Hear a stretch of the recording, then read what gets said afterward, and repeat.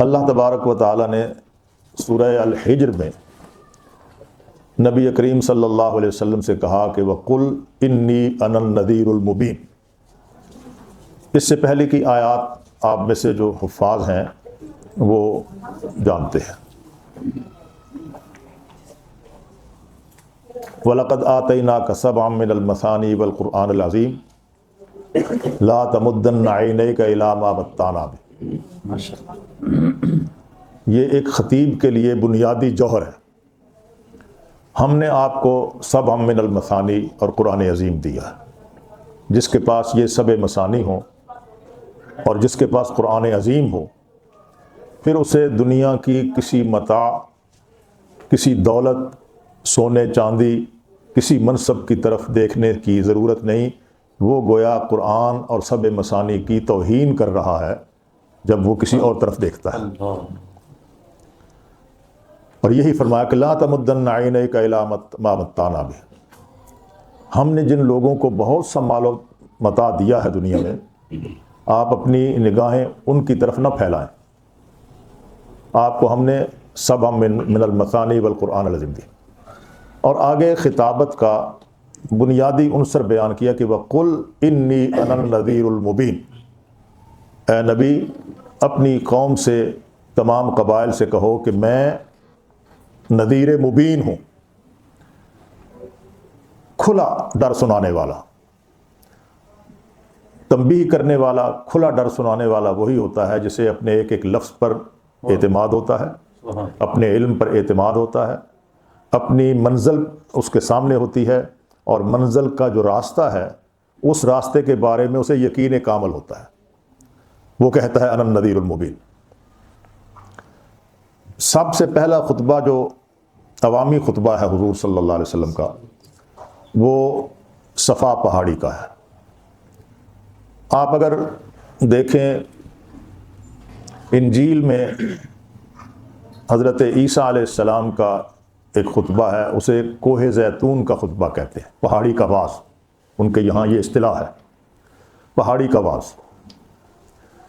سرور دو عالم صلی اللہ علیہ وسلم کا بھی پہلا واعظ جو ہے وہ پہاڑی کا واعظ ہے، وہ کوہ صفا کا ہے۔ سارے لوگوں کو دعوت دی، بلا لیا، یا معشر القریش، یا بنو فلاں، یا بنو فلاں۔ قریش کے قبائل ہیں یہ سارے، عرب پورا جو ہے یہ قریش کے قبائل ہیں۔ بنو عدی بھی، بنو امیہ بھی، بنو ہاشم بھی، یہ سب قبائل جو ہیں یہ اوپر جا کر قریش تک پہنچتے ہوئے ایک ہو جاتے ہیں۔ تو سب کو بلایا، جمع ہو گئے۔ خود نبی کریم پہاڑی پر کھڑے ہیں، اور یہ نیچے کی سطح پہ۔ آج بھی اللہ تعالیٰ آپ کو لے جائے مکہ معظمہ تو سامنے خانہ کعبہ ہے، درمیان میں سطح ہے زمین کی، اور پھر صفا ہے۔ ایک بات یہ بھی ذہن میں رہنی چاہیے کہ خطیب کو عوام کے اندر بالکل یوں سمجھیے کہ گھل مل کر بیٹھنا یہ بھی ایک شان ہے، لیکن اصل شان یہ ہے کہ خطیب کو عوام سے تھوڑا سا بلند ہونا چاہیے۔ بلند ہونے کا معنی یہ نہیں کہ وہ اپنے آپ کو ان سے بڑا سمجھے، بلکہ خطابت کا نظام یہ ہے پورا کہ سامنے بیٹھے ہوئے لوگ مختلف ذہنی سطح کے ہوتے ہیں۔ علمی سطح، سمجھنے سمجھانے کی سطح، ہر ایک کی ایک جیسی نہیں ہوتی۔ یہ کہتے ہیں نا کہ 5 انگلیاں بھی ایک جیسی نہیں ہوتی۔ اسی طرح کوئی ذہین ہے، کوئی متوسط ہے، کوئی غبی ہے، کوئی توجہ سے سنتا ہے، کوئی نہیں سنتا۔ تو سامعین میں یہ مختلف سطح کے لوگ ہوتے ہیں۔ خطیب اونچی جگہ پہ کھڑا ہو کے علمی اعتبار سے بھی وہ اونچا ہے، اور ویسے تھوڑا سا بلند ہو، تو یہ نہیں کہ وہ ان کو اپنے سے کمتر سمجھے۔ پہلی بات یہ ہے کہ وہ گفتگو اس انداز سے کرے کہ خود ان کی سطح پر آ جائے۔ اس کی سطح بہت اونچی ہے علمی اعتبار سے، خود نیچے اترے، سٹیج سے نیچے نہیں، پہاڑی سے نیچے نہیں، ذہنی اعتبار سے اپنے آپ کو ان کی سطح پر لے آئے، بے تکلف ہو جائے۔ سمجھنے سمجھانے کا سلیقہ ہونا چاہیے، ان سے اس انداز سے گفتگو کرے، اور آہستہ آہستہ ان کو اٹھائے۔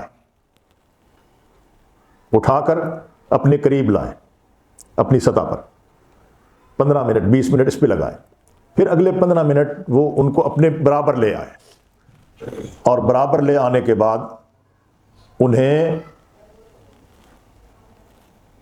آگے چلنے کی دعوت دیں۔ انوار ختم نبوت ٹرسٹ پاکستان۔